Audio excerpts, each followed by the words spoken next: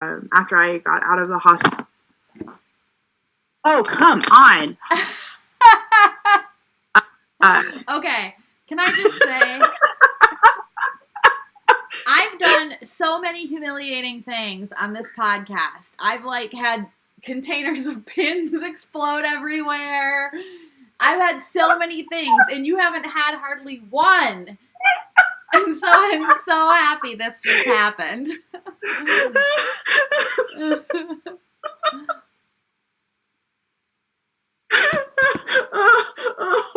Oh, that was so wonderful. Okay. So you were what psychotic. I was saying is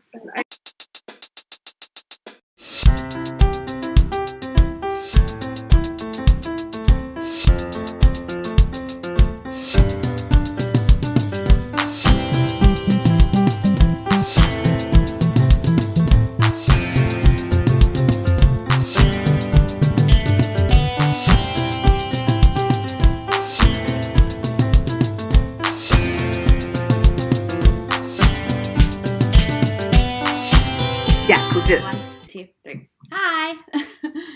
Welcome to Knitting My Shit Together, a knitting and fiber arts podcast where neurodivergence and yarn collide. My name is Farrah. You can find me on Ravelry at Farrah Knits and on Instagram at TomboyFemBags. I use she, her pronouns, and I live in Minneapolis, Minnesota. Hi, I'm Annika. I use they, them pronouns, and I am currently in Moses Lake, Washington, and I'm almost always here. I live here. You can find me online on Ravelry at Threadcatcher and on Instagram. Yeah, that's the platform we use. On Instagram at T-Fueled Living. I almost said on Facebook, but please don't find me on Facebook. I'm not on it anymore. Just don't. My account's private. I'm literally friends with family members and a couple friends from high school, and I don't really do anything on there, so don't waste your time. That's it. Okay, thanks. The Cover Your Ass Cal is underway. And it's amazing. Everyone's that we've seen so far look so cool. So cool. There are people hauling ass.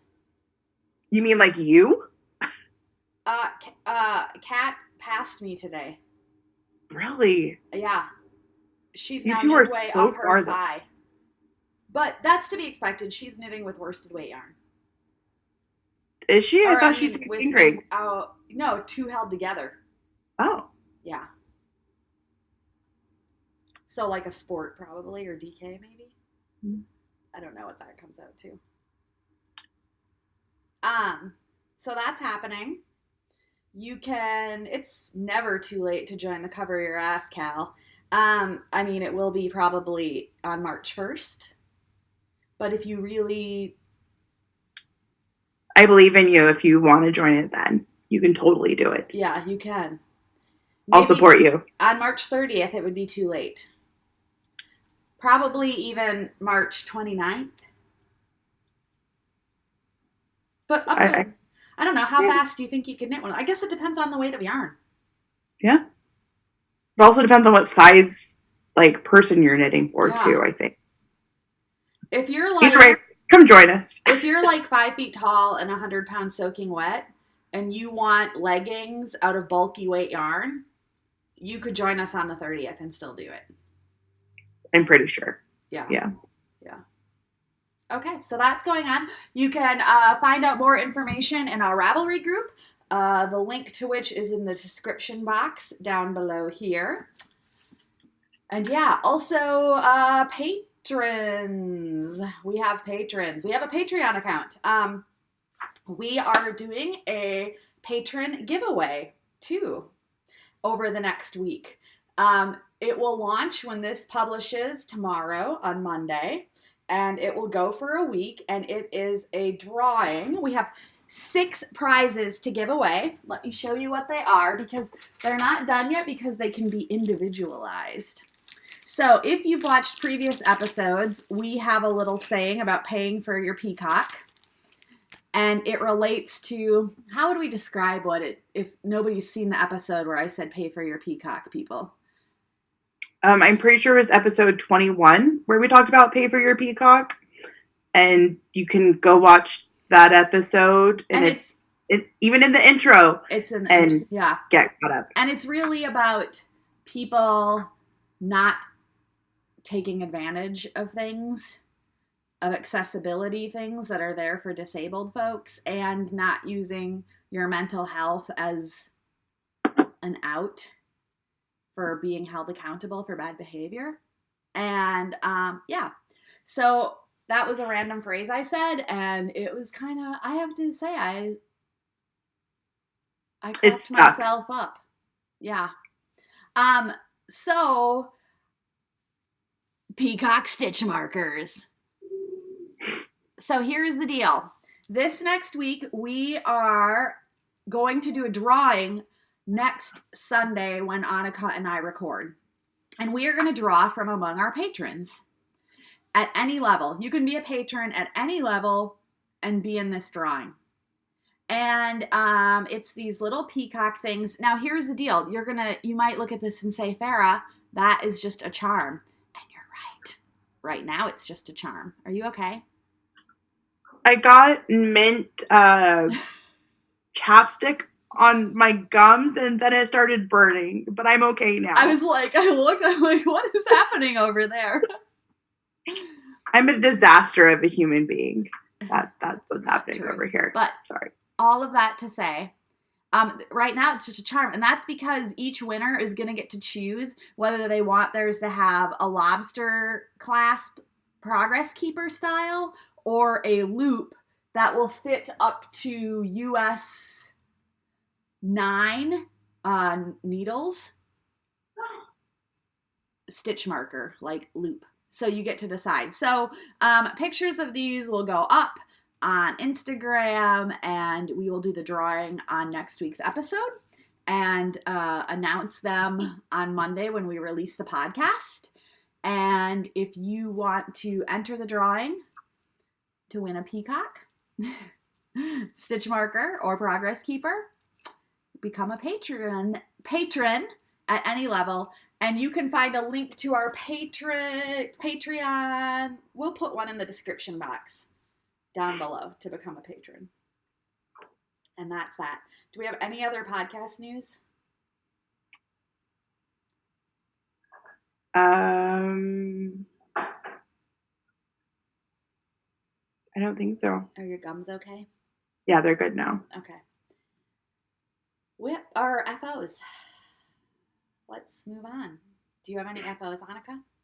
I do. Wait, hold on. I have 2 stitches left in this row. 1 sec. Okay. Yeah, there we go. All right. Okay, so yesterday was I Love Yarn Day. It has been like some themed day every single day this week. Like, I don't know. We had Mental Health Day. Oh, we had National Coming Out Day. National Coming Out Day. And then the next day was I Love Yarn Day. And I didn't know that was a day. I didn't know it was a day until a whole bunch of other people on Instagram started posting about it. Like, there's some person. Like, yeah. Okay. Like, is there going to be like an I Love Fish Day and I Love the Color Red Day? I just don't get it. Okay. Yeah. I get National Coming Out Day. I get World Mental Health Day. Totally get it. I don't get why we have to have days celebrating personal preferences. I don't either, but I also really like random excuses to celebrate. And I love yarn, but yeah. I love yarn. I also personally love National Donut Day. That's my favorite day of the year. And it's always a surprise when it comes around. But yeah, I like reasons to celebrate, and I think that's a good one. Anyway, so yesterday was I Love Yarn Day, and this past weekend I destashed a bunch of yarn to help pay for medical bills. But I also found some yarn that, like, was nice yarn that I found at the thrift store, but I hated the colors. So I'm like, I love yarn day. Seems like the perfect day to like repurpose yarn I currently dislike and turn it into yarn I love. So I took these. Did you buy this originally at the thrift store? Yeah, I bought. Okay, so I bought all 3 skeins of this yarn at the thrift store. It was like in a bulk bag of like fingering and sock weight yarn, nice. Like bigger than a grocery bag size, and I paid like $6 for the whole bag. Wow. So, there were 2 skeins of Knit Picks Bare Merino and Silk fingering weight. And when I got them, they were pastel pink and purple. And yesterday, I over-dyed them. And so now they're more tropical-y yellow, green, teal colors. And it's kind of cool, too, because, like, the pink that, like, is still there faded into, like, a beigey yellow. And so it's not really pink anymore, which is like way more my style. Hold on, let me retwist this one back up and grab the other. And then, yeah, so I dyed 2 of these, and this is what the other one looks like. This one turned out a little bit more moody, but it still has some of the bright pops in it too, which is really cool. Though this one has some of like more purpley blues in it too. But they go really well together, and they're lovely. I'm really happy with how they turned out. And then the other one that I dyed, I'm pretty sure is a 4-ply high twist or a 2-ply high twist merino nylon mix. And this was also pink and purple when I got it, and now it is beautiful fall colors, and like I'm really happy with it. And it's lovely. Yeah, there we go. If we put it back here, it's actually more of the colors that it is. Yeah. Really pinky there, but there's like no more pink. So the tones are really muted actually. Now it's really cool. So yeah, so I dyed those yesterday. And then the other finished objects that I have are, I finished my, what I dubbed fall rainbow socks. The colorway for the body is Double Rainbow by the Yarn Badger. And the toes and heels were one of the random sock yarns that I found in that giant thrift store bag. So your guess is as good as mine, but it's navy and tonal. So maybe Malabrigo? I don't know. But yeah, so I did 2 full color repeats for the socks, and they perfectly match, and that makes me really happy. And like, I honestly have enough to still knit a full pair of shorties out of the cake. So I don't know. I think I'm saving them for the rainbow hot pants that Farrah and I have talked about knitting once we're done with the nether garments. And then the other finished object that I have is more socks. I finished these this morning. The striped is Scrumptious Pearls Striped Me Up sock yarn. The colorway is called New Sheriff in Alexandria. And let's see here. I'll bring it closer so you guys can actually see the color. It is funny how close. I know. Like, I told Farrah last night that the socks that we both started knitting are like the same color, but just like our version of it, because like mine are bright and neon and hers are more like deep jewel tones, and I feel like that really fits like our yarn profiles. Yeah, so the one heel, those toes are intense. I know. So the toes and one heel, because I forgot that I had used this mini for another project before starting these socks, is knitted with Smarties, which is a merino nylon blend, in glazed over carrots. And then the sad, lonely heel is in Wild Orchid, because I needed something that would coordinate decently well with the sock, and this purple was it. So yeah, but they're done, and I'm really excited. And it's really cool too because like the tops fit over like my ankle boots just perfectly. Like you can see a peak, a peak of hand knit socks, and I love that. So nice. That's it for my FOs. Okay, I have 2 FOs. One of them is a sewing project, one is a knitting project. But as you will see in the WIP section, I have gotten a lot of knitting done this week. And that's because I just gave myself extra time and space, just with it being the 1-year anniversary of being hospitalized. I just was like, okay, I'm going to take really good care of myself this week. And I did. So my first FO is a Mochi Mochi Trump. It's Tiny Trump pattern from Mochi Mochi Land. I heart it, and this is why. Because I'm going to start trying to make some stop motion GIFs. And I also found a pattern in yarn, and I'm going to knit a gold toilet that comes with a plunger. And I can like show him being plunged in the toilet and all kinds of things. I practiced one already at a diner with like a salt and pepper shaker falling on him. But I was just learning and it didn't totally come out. But I have a plan now. Like, I know what to do. So this is my Tiny Trump. Sweet.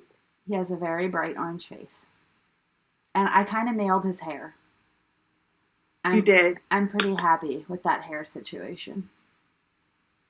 So, that's that. My second FO is a sewing thing, and I'm wearing it. Look. Oh, it's lovely. So good. It's a sleeveless dress, A-line kind of sundress kind of, but this is made out of flannel, a charcoal herringbone and flannel, and that's because the 100X of Sewing dress number 1 is like my uniform dress, and so I wanted some for winter, so I made this yesterday, and I'm going to knit another plaid one later in the week. Or sew one, not knit it. That would be impressive. I'm going to sew another one that's like a red and yellow and black plaid later in the week. And then my plan is to wear it with jeans, leggings, cardigans, sweaters. I also have some upcycled corduroy I got that I am going to use to make a skirt with pockets. Ooh, that's exciting. Yeah. So, those are my FOs. Sweet. Okay. Whips. Whoop, whoop. What are you doing for whips? All right. So I have a vanilla sock.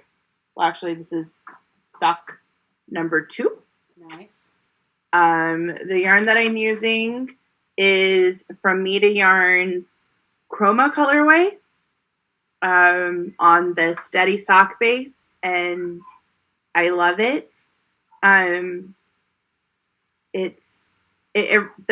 way that the stripes are coming out reminds me of a rainbow striped sweater that I like had from the Gap in the 90s that I absolutely loved. And so it's like giving me like the grown up version of those vibes, I guess. And I'm really here for it. Other whips that I have. Oh, please let go. Be kind, needles. Be kind.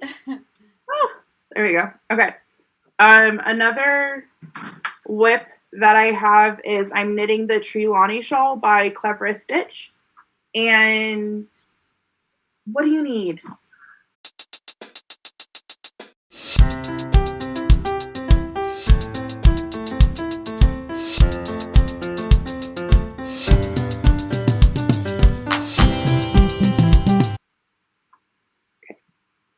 Sorry.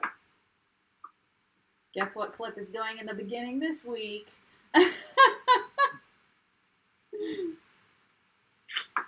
All right. All right. So I'm knitting the Trelawney shawl by Cleverest Stitch, because one, it's beautiful, and two, it was Harry Potter related, and I'm obsessed. So, um, I'm using US4 Chiago needles, and the yarn I'm using is Forest Fiber Arts 4-ply sock, and the purpley one is one of her one-of-a-kinds, and then the creamy one is the bee's knees, and it's speckly and gorgeous, and I'm really, really enjoying making this. It's a really good beginner shawl if you've never made a shawl before. I've gotten a couple comments on my post when I post about this to Instagram, saying from people saying they have never made a shawl before and they're too scared to make this one. This is just a simple garter and stockinette stitch shawl. It's a good beginner shawl. You can do it. I believe in you. If you need more encouragement, feel free to DM me on Instagram. I am so happy to provide encouragement for you, lovely people, while you are working on this, because it's amazing. And it's super fun to do. My last whip is my nether garments. And yeah, I'm knitting them on US 4s.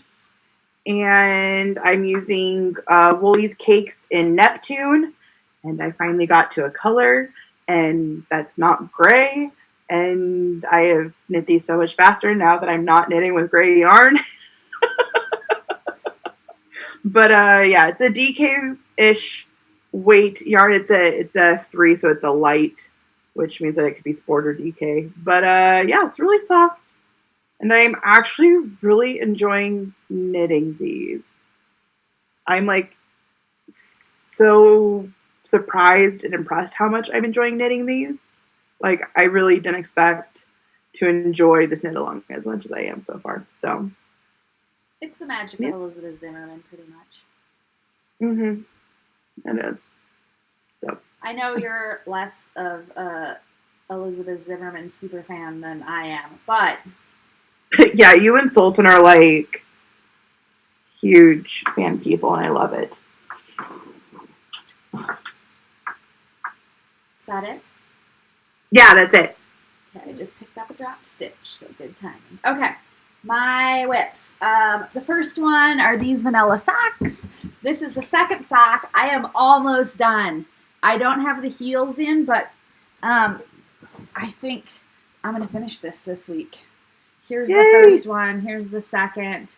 This is knit using Round Table yarns in the Hard Rock like Lancelot colorway. I've been working on these forever. And I am so close to being done to do another pair of striped socks with a different yarn. But I really do like these. They're really nice, and they're going to be great striped socks. Because all socks should be striped. So, yeah. And so the toes and heels and cuffs, I just get a gray. And this was some 3 Irish girls binge knits, their collaboration with Stephen B. So, yeah. And I need to get more. And I had an idea, actually. Okay, so normally my LYS is the Yarnery in St. Paul. They're really awesome. And you know what? One of the things they do, if you live in Minneapolis or St. Paul proper, they will deliver yarn to you. No way. That's amazing. So, way to think of the disabled community and housebound community, Yarnery. Mm-hmm. I applaud you. Well, I would applaud you, but I have a drink in one hand and socks in the middle of the room. They're awesome, and they are like one of those places that has put out a statement on diversity and inclusion and are actually doing stuff. Like, not just doing words, actually doing things. And so I'm like, yep, you're my local yarn store. Even though I live 5 blocks from another famous yarn store, I'm like, no, you're my local yarn store. So, yeah, Anyway, they have Malabrigo sock. So I have some of that. Here's what I was thinking. It's kind of a good workhorse yarn. And I was thinking I'm going to get another skein of that because this is going to be gone pretty soon. I mean, I have a couple more pair in this, but then it'll be gone. And I'm going to get another skein of that for toes, heels, and cuffs. And then, so one of the things we're planning is me and Annika so far, and Kat. I think Sultan has committed to this, our friends. We're going to do hot pants using the nether garments pattern once we finish our nether garments, because I think the four of us will for sure finish within 6 months. Well, I'm doing a DK weight, so if I don't. Yeah. So, all of it to say, we're going to then do hot pants. So we're just going to use the nether garments, and like me, I'm going to cast on at the thigh number and, go up. But the idea I had is I want to use scraps. And the thing is, I have all this beautiful self-striping sock yarn that I cannot bear to throw away. But it's not necessarily, I don't like wearing ankle socks. And so it's just been there until I think of something to do. So here's my idea. Take a gray, like a heathery gray or speckly gray, and alternate every other row. Do micro stripes, like helical knitting, because their nether garments are knit in the round, with scraps and a solid gray. And it's going to be awesome. So I was thinking I could just get like 3 skeins of Malabrigo, 1 for heels, and then 2 more. Because I don't think it'll take 4 skeins of yarn. But I thought, what if I get all gray and I do like... Are you going to rib the bottom of your nether garments, do you think? I was going to make mine like Bermuda short, like your Bermuda shorts length. So I was thinking about doing like maybe an inch of ribbing at the bottom, just so they actually don't hang weird. I think I'm going to do a little bit like an inch of rib. I don't know that I'll do twisted rib. I might do like knit 2, purl 2, knit 3, purl 1, something like that. And then I was just going to do a knit 1, purl 1, normal rib. Yeah. And then, so what I could do is I could do that in the solid gray, and the waistband in the solid gray, and then the rest striped. That'd be cool. I think it would be. So that's what I think I'm going to do. So I have that order to make, and yeah. I need to get more out of this. That was a total yarn tangent, but that's the plan. I was thinking about doing black and then using my stripy sock yarn leftovers, which are mostly rainbow and neon. But I'm thinking with the way that my eyes are going that a gray might be a better idea so I can actually see what I'm knitting and it not hurt. Yeah. Good call. Let's see. So that's 1 whip, my socks. I have like 3 or 4, I have 4 whips this week. And I have worked on all of them. That's awesome. I know. Okay. This next one I'm almost done with. And this is my Sago Cycad hat. The pattern is by our friend Sultan, or Spun Nomadiddy Co. on Instagram, or on Ravelry. Spun Nomadiddy on Instagram.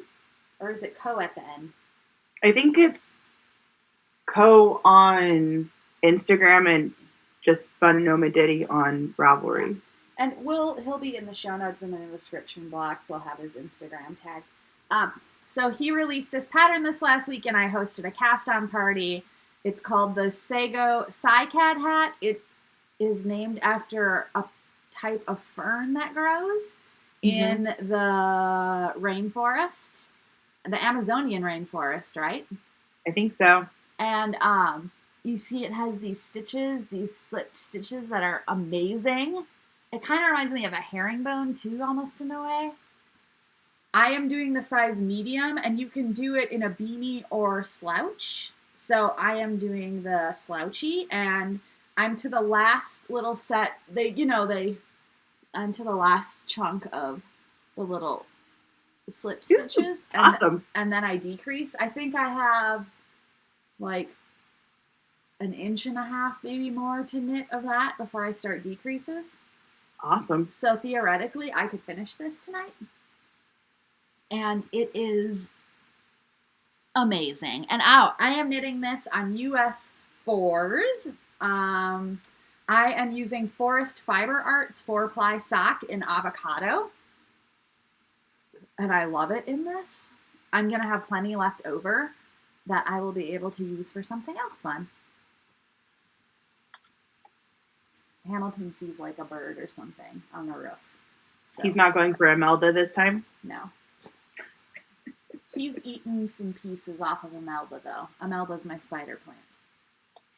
Yeah. Okay. Whip number 3 is the Skip Hat by Jared Flood. It's a 1-color brioche. You can do it in 1 or 2, but I'm doing it in 1-color brioche. I'm also doing this. You can also do in a slouchy, beanie, or folded brim, and I'm doing it in the slouchy. And I am using Forest Fiber Arts 4-ply sock in the colorway called Lake Life. Nikki's yarn, Nikki of Forest Fiber Arts, is her 4-ply sock is, I think I can safely say at this point, hands down, my favorite sock yarn to knit with. I mean, it's hard to, how do you choose a favorite yarn though? I do get it every month though, and I love it all. So, yeah. So yeah, this is the Skip Hat by Jared Flood. And I'm really liking it. I haven't tried this one on yet. It's so fun trying hats on before they're done. They look so goofy. But it's pretty. It's knitting up pretty, isn't it? It is. It's super pretty. Yeah. So that's whip number 3. Then finally, whip number 4.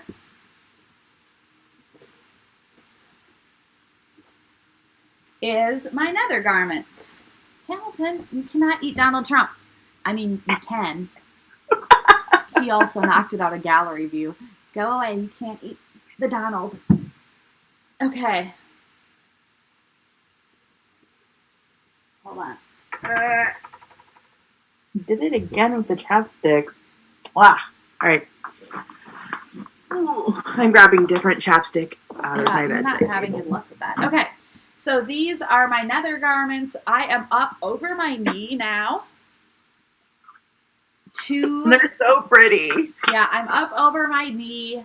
I am gonna knit a few more inches. I think I was gonna knit another inch from this progress keeper before I tried them on again, because I haven't started my thigh increases yet.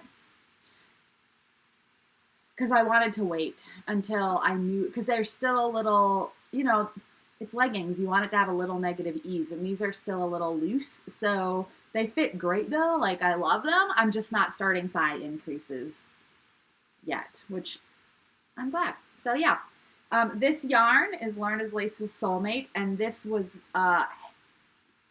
dyed for me by Sultan. It's it's beautiful. It's got yellow in it, which you can kind of see now today. Look, it's kind of striking, isn't it? Yeah, it is. That's so cool.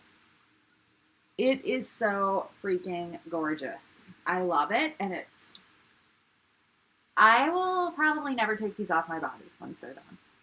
I mean, I will, because it'll be summer eventually. But, yeah. And those are my whips.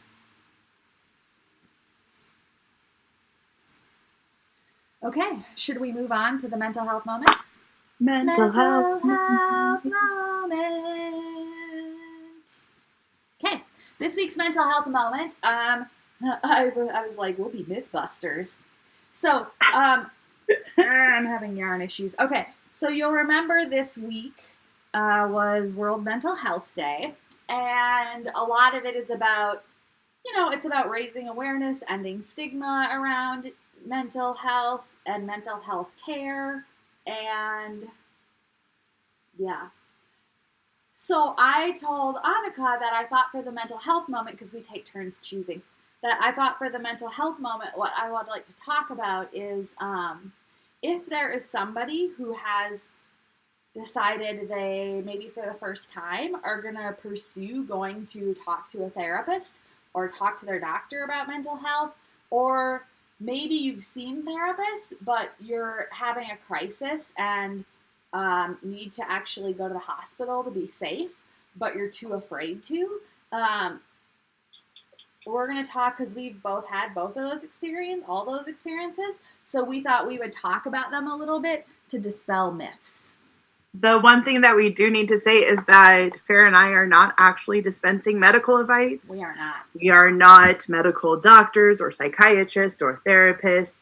This is just our own personal opinion and personal experiences. And it should never be taken in lieu of anything an actual doctor tells you. Mm-hmm. Yeah. Yeah, exactly.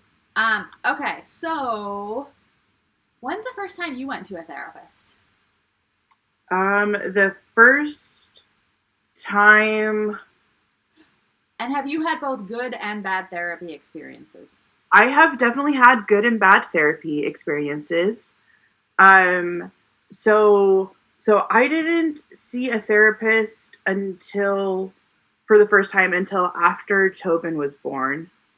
Well, I take that back. I saw school therapists quite a few times because I was in the gifted program and had undiagnosed ADHD and bipolar disorder, and they couldn't understand why someone who was so bright and had such a great future ahead of them wasn't doing any of their schoolwork and was super depressed and making really bad life choices.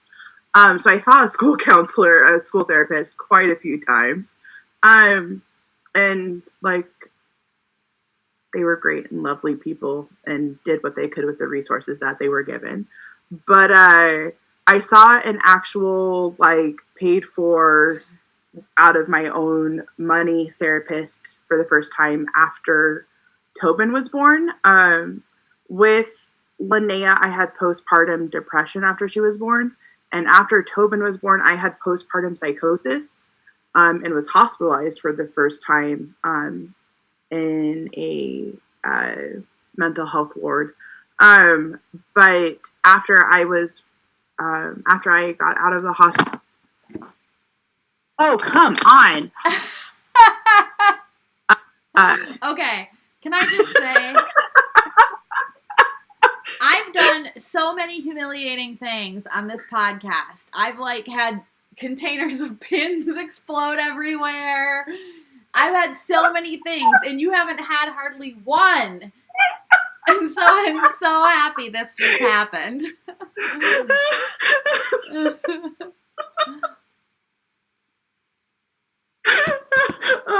Oh, that was so wonderful. Okay. So you were what psychotic. I was saying is I saw my first psychosis after having postpartum psychosis, and like the hospital was exactly what I needed.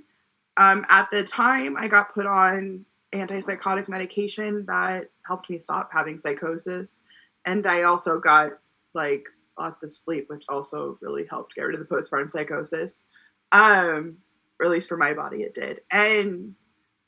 But my therapist that I had directly out of the hospital personally was terrible. She told me that I was faking and didn't actually have any of my symptoms, and that I was just a bad parent and was trying to get out of being a parent. And I'm like, if I was trying to get out of being a parent, I wouldn't be here. But I do have to say that the majority of the therapists that I've had since then have been like absolutely wonderful. Like, I've had 1 out of 6 therapists that have been bad. So like, I have a really good track record with having like okay to decent or really, really good therapists. And I've only had, I first saw a therapist when I was 12 or 13. And it was just one visit. This is the most bananas story. This shit is bananas.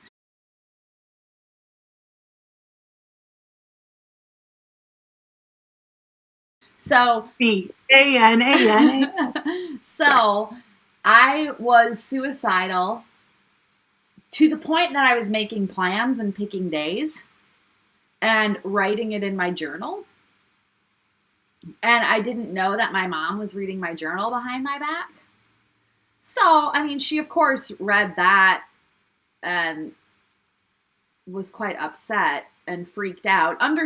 Understandably so. That's pretty reasonable. So, I think it's very strange. My memories of this day are, well, it was a long time ago. From my remembrance, I think she must have called my dad at work, and he must have driven home early from the city to our little town. And they somehow called a therapist who they didn't know who we got. And they both came and picked me up at school and drove me to a therapist's office. Wow. This is my memory. The memory I have of the session itself is, I know she did talk to me alone and then talk to me with my parents. And I remember being in a chair in a corner, sobbing, kind of curled up in a fetal position on a chair, like sitting that way. I was like this and sobbing. And she was basically scolding me and asking me why, that I needed to stop, look what I was doing to my parents and putting them through, and I needed to quit saying I was going to kill myself for attention. That was terrible. Sucky. But, okay, we're talking about dispelling myths, and so this is a myth I want to dispel. Like, there are not every therapist is awesome at what they do, just like every dentist isn't good at what they do. But if you go to the dentist and have a bad dental experience, you don't never go see a dentist the rest of your life. You might. I haven't gone in a while. You might, but more likely than not, you just go find a new dentist. And the same applies to therapists. Yes. If you go and have an appointment with a new therapist and you're like, we just don't vibe, or I don't like the way the office smells, or this person is a complete waste of time for me, or they could be a complete a-hole. That's also an option. You don't have to justify to anyone your reason to go and find a new therapist. You don't even have to tell them. You can ghost your therapist. You're paying them. Well, I take that back. Unless you've made a second appointment with them, then you do need to call and cancel that. Otherwise, you will pay a ridiculous fee. That's not worth it. Yeah. But what I mean is, if you only make one appointment to check them out, and I would say this too, if you're on the fence about a therapist, but it's not terrible, I would give it a few sessions. My current therapist, I wasn't on the fence. I'm like, she's fine. But I wasn't totally oh my God either. And now, but we built a relationship, a therapeutic relationship, and I've been seeing her for a year now, and I adore her. Yeah, and it was like that with my individual DBT therapist too. Yeah. The first couple sessions that she and I had together, they were fine. They were amicable, but it took a couple sessions, for me to feel super comfortable with her and be like, oh no, I actually like her and we're actually vibing. This is actually going to be a working relationship that works. Yeah. So it might take you a couple sessions. It might take you more than a couple sessions for you to figure out how you actually feel about the therapist you're seeing. And that's also okay. Yeah. So if you're on the fence and have been thinking about going to therapy but been nervous, or what's it going to be like, I would encourage you to give it a try. Yeah. Yeah. And I also just want to say the other thing too is that if you do not have access to health insurance that provides mental health services or covers it, Several therapists, I would say all but one of the ones that I have personally visited, um, had options like sliding scale fees for those who did not have mental health benefits, to make their services more financially accessible as well. The other thing you can do is you could call NAMI, their helpline, which I believe the number is usually in our show notes in the description box, but I can make sure it's in this time. But the NAMI, National Alliance for Mental Illness, their helpline has resources for people that in which finances would be an accessibility issue for that person. They have links to tons of resources for the entire, U.S. And if you're outside the U.S., I have helpline numbers for a ton of other countries in our description box, or a link that links to one. Go check them out. Usually, a lot of those places have resources and ideas for you. And I also want to say that if you're hesitant or nervous, I also just want to acknowledge that it can, like hesitation or nervousness or about not wanting to see a therapist, that can be a culture thing too. Like, different cultures have different attitudes and views and beliefs about how they take care of themselves and one another and each other and different systems.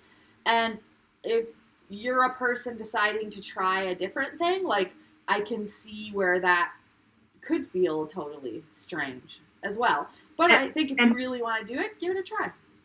And it's also valid to what you're feeling. Yeah. Like, I want to acknowledge that whether you're having these feelings due to just like familial culture or even just anxiety in general, that's totally valid. Yeah. And like,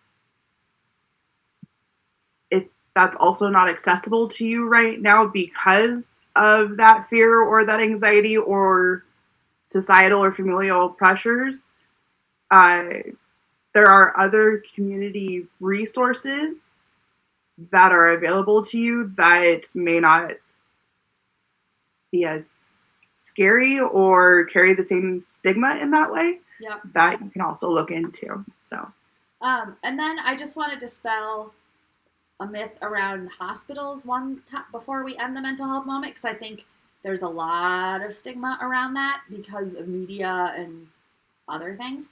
So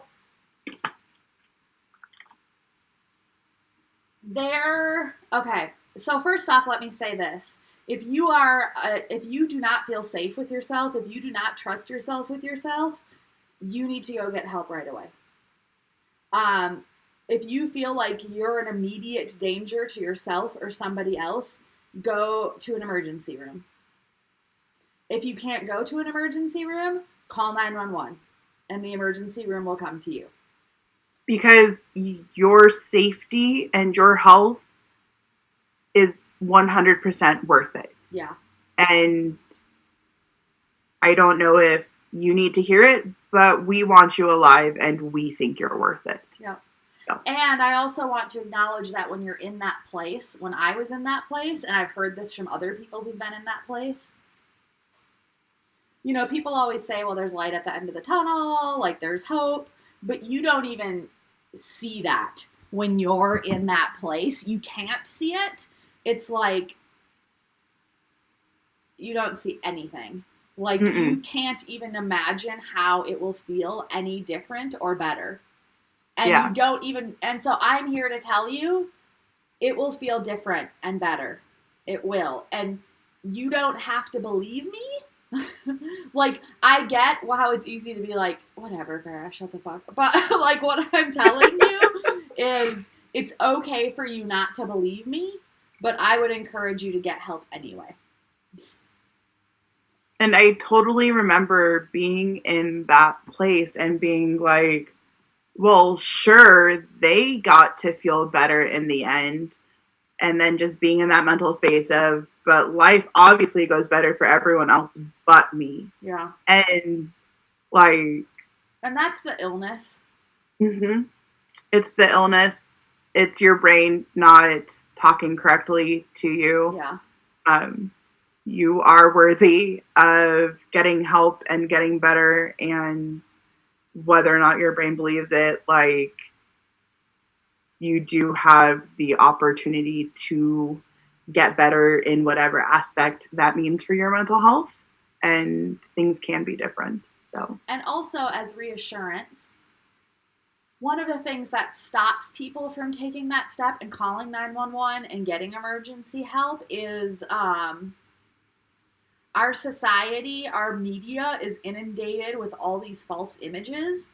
And I've talked about this on previous episodes about, showing psych wards and mental health hospitals as this scary place where people are being like lobotomized against their will and all kinds of stuff.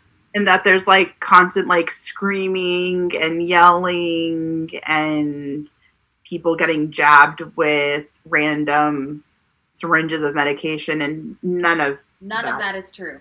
None of that happened, or did I see it happening to anybody when I was there. And in fact, here's the mythbuster of it all. Psych wards are pretty boring. They're so boring. It's so boring. And this is why. It's good, but boring. Because here's the deal. So, like, first off, the psych ward was totally boring and dull. But it was totally what I needed. And this is why, because if you think about it, you kind of get you're not allowed cell phones. Shoelaces. Pants with drawstrings. Pants. Yarn, you're sure as fuck not having. Knitting needles, no. Like, there's occupational therapy time, but it's like an hour every day where you can do crafts. We only had occupational therapy with an art therapist 5 days a week. Oh. The other 2 days a week we played games. Yeah, we did 5 days a week too. Yeah. And so the thing is, and then you'll have like group therapy and like learning things, but it's not therapy. It's more like life skills therapy and like handling emotions kind of life skill therapy. Mm-hmm. But those only last like a half hour, 45 minutes, and you do those. And then the rest of the day, you're just not doing anything. So the schedule when I was in like a typical hospital's mental health unit, so like a normal hospital dedicated to like normal everyday hospital things that also had a behavioral health, mental health unit, it was like that when I was there. When I spent 32 days straight. Oh my God, I can imagine. I spent 5 days in a normal mental health or in a normal mental health unit. They're like, we can't help you enough, so we're sending you to an actual psychiatric hospital. And then I spent another 32 days there. And their process was a bit different. I mean, it was still the same rules of no shoelaces, nothing that you could potentially injure yourself with. All of my healthcare stuff for like taking a shower, I had to check in and out. We did too. And if I didn't bring it back within 15 minutes, I could get my shower stuff taken away and have to use the stuff that was in the shower. They wouldn't even give us our own bottle of shampoo. No, they put it into like a little like ketchup cup. They put it like a communion cup, a plastic communion cup. They put a little amount, or it had a lid. We had no plastic. Ours were like the cups, the paper cups that you get. Ours were too. Okay. At like McDonald's for like the ketchup that you can like unfold, because you can't have anything plastic. Yeah, we didn't have plastic. Yeah. So no. And it was fun too, because when I was in the psych ward, when I was in the psychiatric hospital, my hair wasn't short at the time. This was before I like felt like I had permission to cut my hair again. And so my hair was past my shoulders, and I have really thick, really curly hair. And so I had to get written permission from my doctor to have 4 cups of conditioner, of like those little cups of conditioner, so I could actually wash all of my hair. Because I'm like, I can't do this. like one little ketchup thing of conditioner is gonna get me maybe my bangs, and that's it. Cool. So this is what I'll say. It's really boring. It's really boring. When I was in the psychiatric hospital, thank you for bringing it back. Yeah.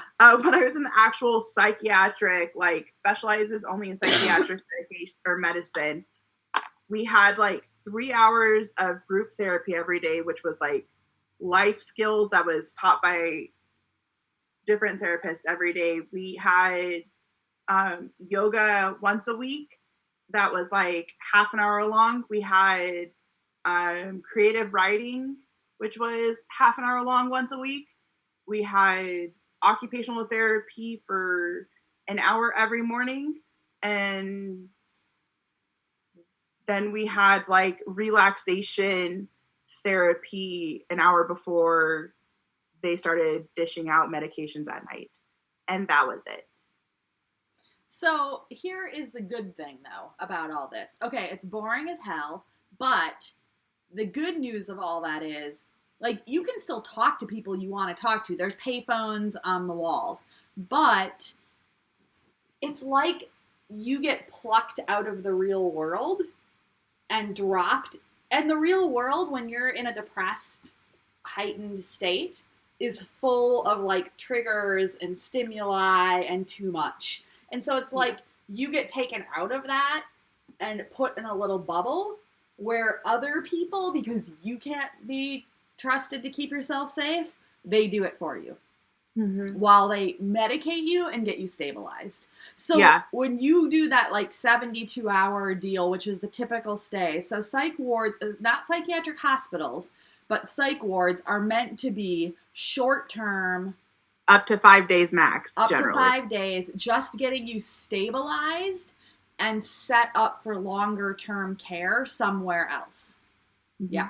And it's like a triage, kind of. Like, we're going to get you stable and assess what's going on and get you hooked up for services and get you medicated. In a safe environment. The other nice part, too, pardon me, about the boringness of the psych wards or psych hospitals, too, is the fact that, like, if they do put you on medications or change your medications, this gives your body time to deal with those changes. So, I mean, I know I'm an extreme case of how many medications I was on and how my body reacts to them because I'm medication resistant. But every time they'd put me on a new medication, I'd get really sleepy for like the first 48 hours that it was in my system. And so having this time, like a bunch of downtime where I can sleep and not have it negatively affect anything, like I'm not missing work, I'm not like missing picking up my kids from school or anything like that, was really, really helpful and like a really great thing. So yeah. There was one other thing I was gonna say. Yeah, so the boring isn't bad. Sometimes the boring is needed. Yeah. So, you know, it's not scary. It's not. I think the other myth that needs to be dispelled about mental hospitals is that they're like dark, dreary places. I have never been in a place with so many windows before until I went to the mental hospital, honestly. Ours had huge windows. Yeah, in the group room and like the day room, it was 3 of the walls were all windows, and it was beautiful and light filled and like, and honestly had a really nice view, which was really surprising. I did too. I was in the middle of the city. I'm like, where has this been hiding? but like it's light filled, the walls are all light, well lit, all of that stuff. Like, it's not dark, dreary, typical horror movie. Did you have visiting hours? Yeah, we had visiting hours. We had visiting hours every single day. Us too, for 1 hour every night. We had it for 2 hours every day, and then we had the ability for children to visit for 1 hour twice a week on specific days. But you had to have cafeteria privileges to be able to do it because I was in an adult only ward, obviously for safety. And so we had to go down to the common area, which was the cafeteria, where we could be mixed, I guess. So, yeah. The other thing, too, I think needs to be mentioned is that they are generally locked wards. You can't just walk in and out. Other people can't walk in and out. They have to be buzzed in and show ID and all of that stuff, too. So if that's possibly a safety concern about what other people are going to do, or if other people are going to know that you're there.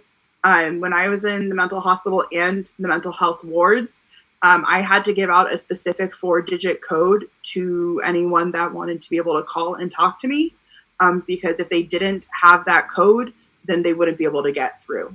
So the people at the desk would say, "Oh, sorry, I don't have anyone here by that name." Yep. For me, the only people who came to visit were people who I chose. Nobody else knew. Yeah. Yeah. The other cool part, too, I guess, with all of that safety-wise or choosing-wise was when I was in the mental health hospital and the mental health ward, before I got visitors, I would always get asked by one of the staff, not in front of the potential guests, whether or not I wanted to see that specific person. Me too. So you also have a lot more choices in who you're interacting with too, which is, I think, helpful boundary-wise. Yeah. Okay, one funny story though. So I remember the first day, so I checked into the unit at night, at 8:00, which is an hour or two before lights out. And, I was emotionally, because I was exhausted because it'd been such a long day and I'd just been sobbing my eyes out all day. And so I was just ready to take an Ambien and go to bed. But the next day was the first day I could have visitors. And my partner was coming. My other partner at the time, other people were all coming. And so it was really funny because, okay, the books they had at this particular psych ward were terrible. I did call my partners. I was like, y'all need to bring me a book, some books. I need some Mary Oliver poetry. Bring me my book of Mary Oliver. And this other book I was working on reading. Okay, all they had was either Amish romance novels, which is a whole genre. It's a thing. I've read through quite a few of them at this point. A whole genre. I just can't do it. It gets really exciting because towards the end, they might hold hands or finally kiss on their wedding day. And at that point, you're like, this has been the most intense, slow burn romance I've ever read. And our psych ward, the mental hospital that I was in, had a lot of those too. And I'm a reader, and after being there 32 days, I think I read all of them. So yeah. So I couldn't do it, and I knew I was only going to be there a couple days, and I knew people would bring me good books. The other book that was there, which I'd already read, but I'm like, this is kind of a questionable choice for a psych ward, was 1984.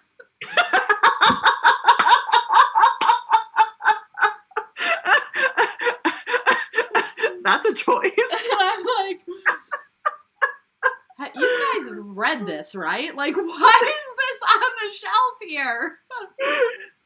That and I Dream of Electric Sheep would be the two books by George Orwell that I would not put on that shelf. No, Andrew, or Ray Bradbury read that one, but those are the two books specifically that I would not stick on that shelf personally.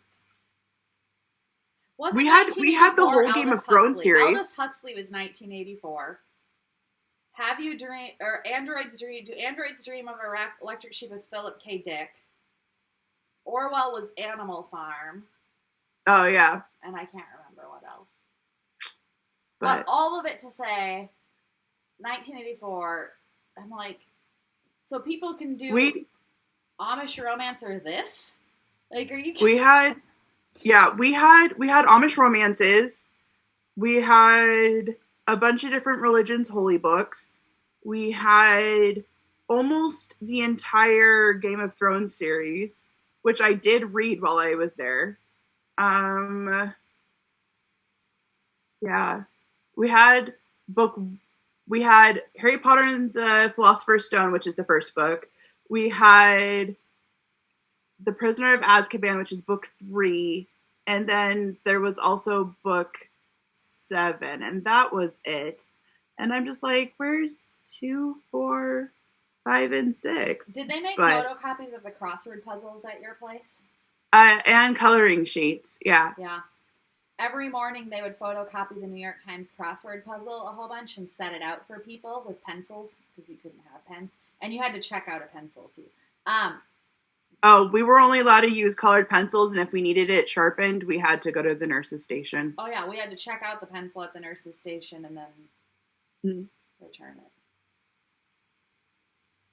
So yeah, it's all good. Okay, So boring. It's not scary, it's just dull. But it's just boring. It's totally where you need to be if you're an immediate danger to yourself or others. And we want you safe. Yeah.